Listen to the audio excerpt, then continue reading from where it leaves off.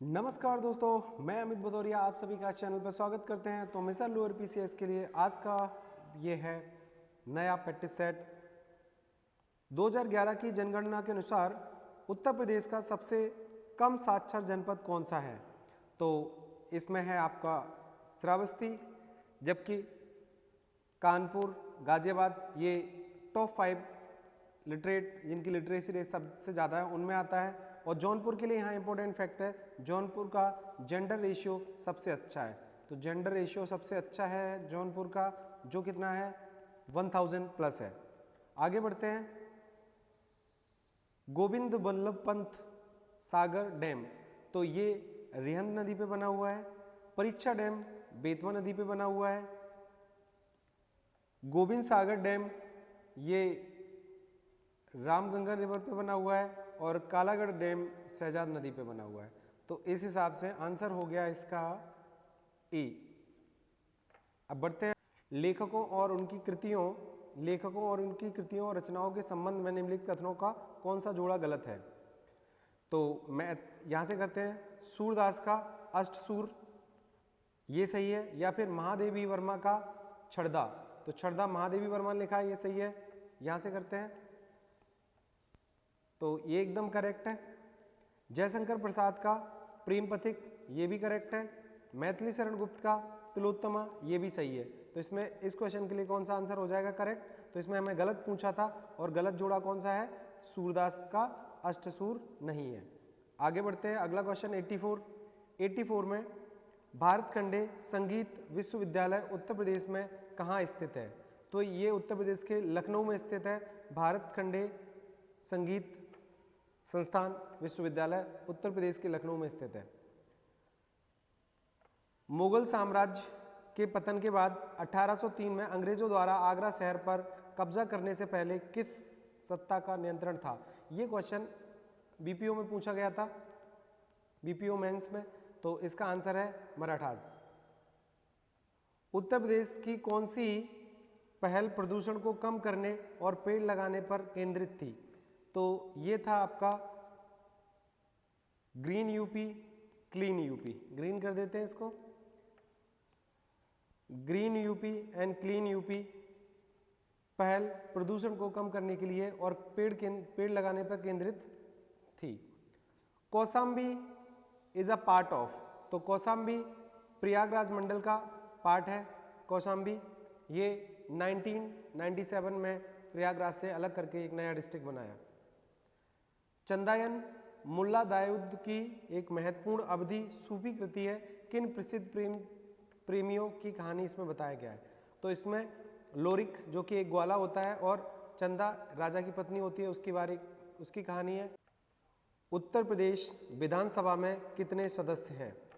तो वैसे एक टाइम पे तो 404 हुआ करते थे, लेकिन क्योंकि 104 कॉन्स्टिट्यूशन अमेंडमेंट से जो एंग्लो इंडियन वाला था, जो एंग्लो इंडियन का रिजर्वेशन था, उसको ख़त्म कर दिया गया है, इसलिए इसका आंसर ई होना चाहिए। बढ़ते हैं। तो अभी कितनी है विधानसभा के सदस्यों की संख्या? तो ये 403 है। उत्तर प्रदेश सरकार ने किसानों की आय दुगनी करने के लिए किसान कल्याण मिशन शुरू किया, वह प्रदेश है?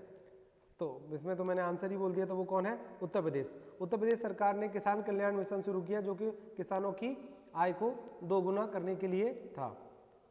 Where is Maharshi Valmiki international airport located? तो महर्षि वाल्मीकि के नाम से अयोध्या में एयरपोर्ट है। कानपुर में चकेरी है, वाराणसी में लाल बहादुर शास्त्री के नाम पर है और लखनऊ में चौधरी चरण सिंह के नाम पर है। निम्नलिखित में से कौन सा आईआईटी उत्तर प्रदेश में है? तो आईआईटी रुड़की उत्तराखंड में है। आईआईटी बीएचयू ये बनारस में है, बनारस मीन्स वाराणसी में है। आईआईटी भिलाई छत्तीसगढ़ में है। आईआईटी मंडी हिमाचल प्रदेश में है। तो इसके लिए आंसर हो गया आईआईटी बीएचयू। निम्नलिखित में से कौन सा उत्तर प्रदेश की अनुसूचित जनजाति नहीं है? तो उत्तर प्रदेश में गोंड पाए जाते हैं, थारू पाई जाती है, भील पाई जाती है। तंगखुल जनजाति उत्तर प्रदेश में नहीं पाई जाती, तो यही इसका आंसर हो गया तंगकुल। और ये पाई जाती है मणिपुर में, मणिपुर। तो तंगकुल जनजाति कहाँ पाई जाती है? मणिपुर में। Fatehpur Sikri was formerly known as Fatehbad. Here word Fateh means victory. This word is derived from which among the following language? तो किस भाषा से इसको लिया गया है? तो ये फारसी भाषा का शब्द है। फतेह मतलब होता है विजय। Specialized glazed items with high gloss luster like tableware for modern use are produced in which of the following regions of Uttar Pradesh? तो टेबलवेयर जैसी उच्च चमक वाली विशेषीकृत चमकदार वस्तुएं उत्तर प्रदेश के निम्नलिखित में से किस क्षेत्र में उत्पादित की जाती हैं? तो ये लखनऊ के चिन्हट और मौसेलिया में प्रोड्यूस की जाती हैं टेबलवेयर चमकदार वस्तुएं। आगे बढ़ते हैं।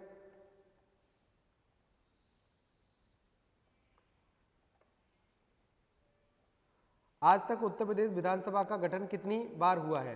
तो ये अभी 18वीं विधानसभा चल रही है। उत्तर प्रदेश की जो पहली विधानसभा थी, पहली विधानसभा चुनाव के बाद वो प्रॉपर कब बनी? तो वो 3 मार्च 1952 को पहली थी, फर्स्ट थी उत्तर प्रदेश की। ओके, तो अभी कौन सी चली? 18वीं। तो इसमें हमें मैच करना है। तो इसमें सबसे पुरानी जो है वो है रजा लाइब्रेरी 1774 में। फिर इलाहाबाद पब्लिक लाइब्रेरी जो 1764 की है। उसके बाद सरस्वती लाइब्रेरी जो कि 1889 की है। और भारत भवन पुस्तकालय ये आपका 1914 का है। तो इसमें हमें तो एक किससे मैच कर रहे हैं? तो ए मैच कर रहे हैं सेकंड से, ए मैच कर रहे हैं सेकंड से, तो सेकंड वाला स्टार्ट होगा, ये हो सकता है आंसर। ठीक है, बी को मैच कर रहे हैं थर्ड से, तो बी मैच हो रहा है थर्ड से, बी मैच हो रहा है थर्ड से। सी को मैच कर रहे हैं फोर्थ से, तो सी को मैच कर रहे हैं फोर्थ से, और डी को मैच कर रहे हैं फर्स्ट से, तो आंसर हो गया इसका सी। नेक्स्ट क्वेश्चन, जो निम्नलिखित में से किस नृत्य शैली में एक महिला नृत्य करते समय अपने सिर के ऊपर रोशन दीपकों का एक स्तंभ संतुलित करती है?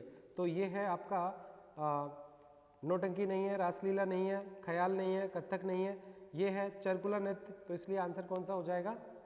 आंसर हो जाएगा इसमें ई, ये है चरकुला नृत्य जो ब्रज क्षेत्र में फेमस है।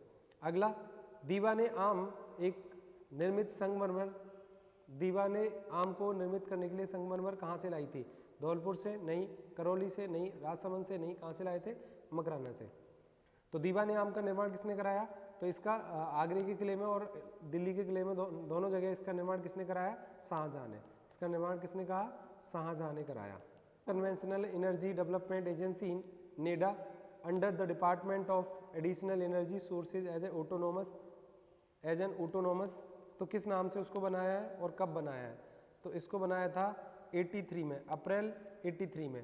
तो अप्रैल 83 में यूपी नेडा